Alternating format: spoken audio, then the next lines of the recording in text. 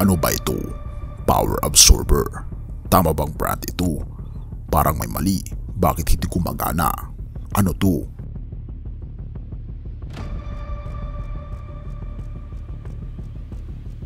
Uhaw na ako, ika pa, na isang vlogger sa China kaya bumili siya ng Red Bull. Ibang iba daw ang lasa nito. Tinignan niya ng malapitan. Red Bull pa to.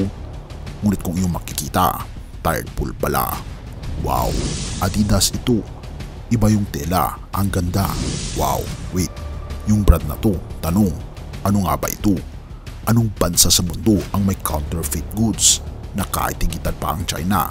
Mahirap isipin na may bansang kaya ng China na mayroong ganitong kalaking kalakalan ng counterfeit products mula sa mga mamahaling brands hanggang sa pang-araw-araw na bagay, pati na pagkain.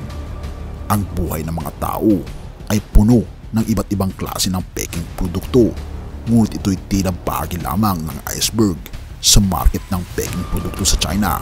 Tignan natin ito at atin itong pag-usapan at ano nga ba ang nangyayari ngayon sa mga counterfeit products sa China.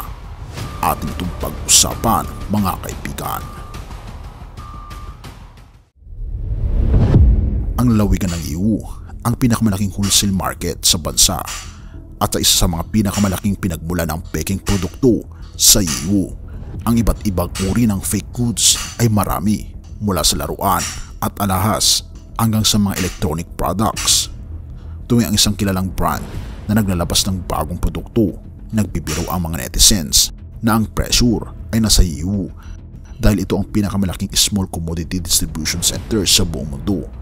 Kung pupunta ka ng China, dito mahanap mo ang pinakakumpleto at pinakamura na mga malilit na produkto. Ang EU ay halos katumbas ng mura na kalakal at ang pressure ng kawalan ng ilang items ay naroroon sa EU. Dito makakahanap ng pinakakumpleto at pinakamura na mga produkto. Ang EU ay halos katumbas ng murang kalakal at pressure sa kawalan ng ilang mga items na naroon sa EU. Si EU rin ay isang sentro ng peking produkto sa China upang matugunan ang pangangailangan ng mga consumer. At ang mga pabrika sa EU ay palaging laman ng mga trend. Kapag ang isang orihinal na produkto ay sumisikat sa merkado, ang peking version nito ay lilitaw sa kalsada at eskinita ng EU kinabukasan na may presyo lamang na kalahati sa orihinal.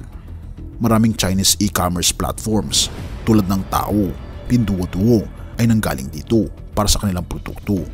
Mayroon pa nga mga vlogger sa Chinese media platforms tulad ng Bilibili na nagtuturo ng mga tao kung paano makakahanap ng murang wholesale goods sa EU.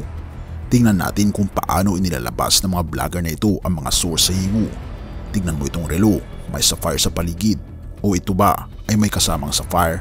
O ito ay isang modelo? Oo, itong modelo na ito ay nagkakahalaga ng 5 hanggang 600 yuan sa isang tiyak na website na Tao. Ito ay nagkakahalaga ng 5 hanggang 600 sa online. Tingnan mo itong relo. Ito ay isang relo para sa mga babae. Makukuha mo ito sa 10 yuan o katumbas ng 70 pesos. Ang malaking profit mula sa 10 yuan na wholesale item patungo sa mamahaling relo na nagkakahalaga ng daang-daang yuan ay kamangha-mangha ito. Isang mabilis na paraan upang yumaman na talaga namang nagbibigay tukso sa marami. Kahit hindi nakapagtataka na marami sa China ang pumipili na maging e-commerce merchants na pinagkukuhanan ng ilang produkto mula sa EU at pagkatapos ay binibenta sa mga customers sa mataas na presyo. Gayunpaman, gaya nga ng sabi ng kasabihan, you get what you pay for. Bagaman mababa ang gastos ng produksyon ng maliit na kalakal na ito, ang kalidad nito ay hindi maganda. Ang ilang peking produkto ay maaaring magkaroon ng mababang kalidad at maaaring magdulot ng panganib sa kalusugan sa mga mamimili.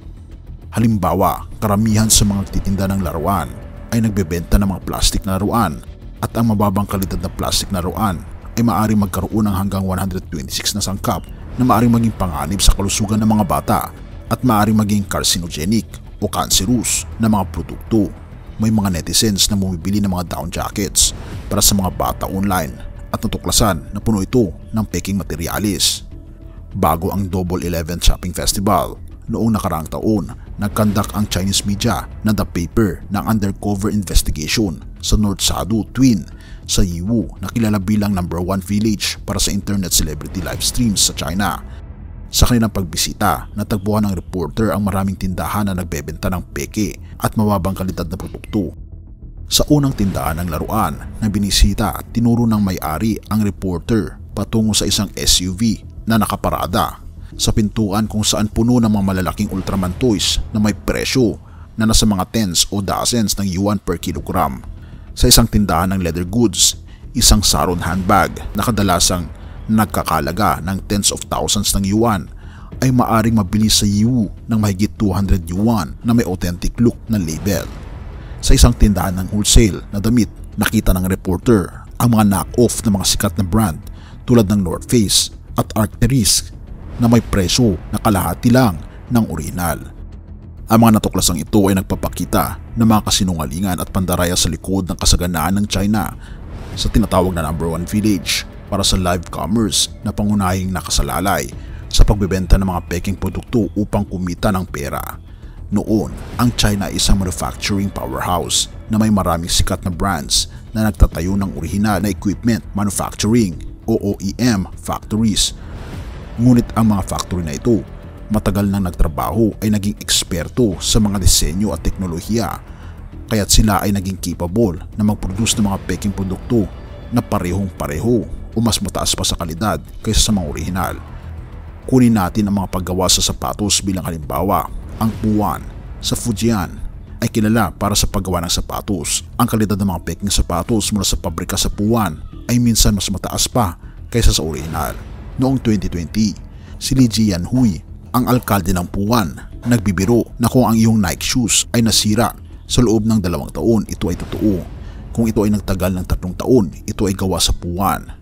Bilang bahagi ng China's Coastal Economic Opening Zones, ang riyong ito ay nakakatamasa ng ilang pambansang paboritong patakaran na nakakatuklas ng mga brands tulad ng Nike at Adidas na magbukas ng mga OEM factories doon. Ginagawang isang pangunahing lugar para sa produksyon at proseso. Ayon sa hindi kumpletong istatistika, ang taunang output ng sapatos mula sa Puan ngayon ay umaabot ng higit sa 60 bilyong yuan na may 500,000 na tao nakasali na kinakatawan ang halos kalahating populasyon ng Puan. Marami sa Puan ay naging mayaman sa pamagitan ng paggawa at pagbebenta ng peking sapatos, kaya't naging mas komplikado ang mga pagsisikap para supliin ang mga ito. Isang beses isinagawa ng China Newsweek ang isang panayam sa isang may-ari ng factory shoes sa Puan, si Mr. Lin, na nagbigay ng hint sa mga reporter na naglagay siya ng pera sa mga kinauukulan na nagpapakita ng isang nakakabahalang katotohanan. 90% ng Puan ay kasali sa industriyang ito, kaya sino ang iyong iimbestigahan para hindi bumili ng peking branded goods sa loob ng bansa? Maraming tagahanga ng mga luho na brand ang pumupunta sa mga overseas Chinese para sa shopping services na nangangahulugang ito'y kanilang ginagampanan bilang shopping agents na bumibili sa kanilang pangalan. Ngunit pati na rin ang mga sikat na brand katulad na lamang ng Prada na isang European na produkto at Louis Vuitton ay pinipeke din sa China. At dahil dito makikita natin at kapansin-pansin ang China ay hindi na masyadong lumalago sa kanyang ekonomiya dahil na rin sa pagpepeke ng mga goods sa China. Isang malaking bagay at kasalanan din ng China ang pamemeke ng mga produkto na hindi dapat ginagawa ng isang bansa, lalong higit na ang pamantayan ng respeto sa buong mundo ay ang pagiging genuine natin, bagay na hindi pinapaboran ng China. Mga awit 103 verse 13 to 14. Kung paanong ang ama ay naawa sa kanyang mga anak, gayon naawa ang Panginoon sa kanilang nangangatakot sa kanya, sapagkat nalalaman niya ang ating anyo, kanyang inaalala na tayo'y alabok. Kaibigan, tayo ay kinaawaan ng ating Panginoong Diyos, kaya naman matakot tayo sa Kanya. Gawin natin ang tama kahit na anong mangyari. Purihin ang ating Panginoong Diyos at salamat kaibigan sa iyong panonood. Tayo manalangin. Ama naming banal, mga Panginoon naming Diyos, kami po'y lubos na nagpapasalamat sa inyo pong pag-ibig sa amin, sa inyo pong pagiging totoo, Panginoon, sa amin. Tulungan kami, Panginoon, na maging totoo rin sa lahat ng aming mga ginagawa at nawa po'y maging kaaya-aya kami sa inyong banal na harapan. Purihin ka, o aming Panginoong Diyos, at patawarin po kami sa lahat ng aming pagkukulang at pagkakasala, pagkat ito ay aming samot hiling sa matamis na pangalan ng aming Panginoon Yesus. Amen.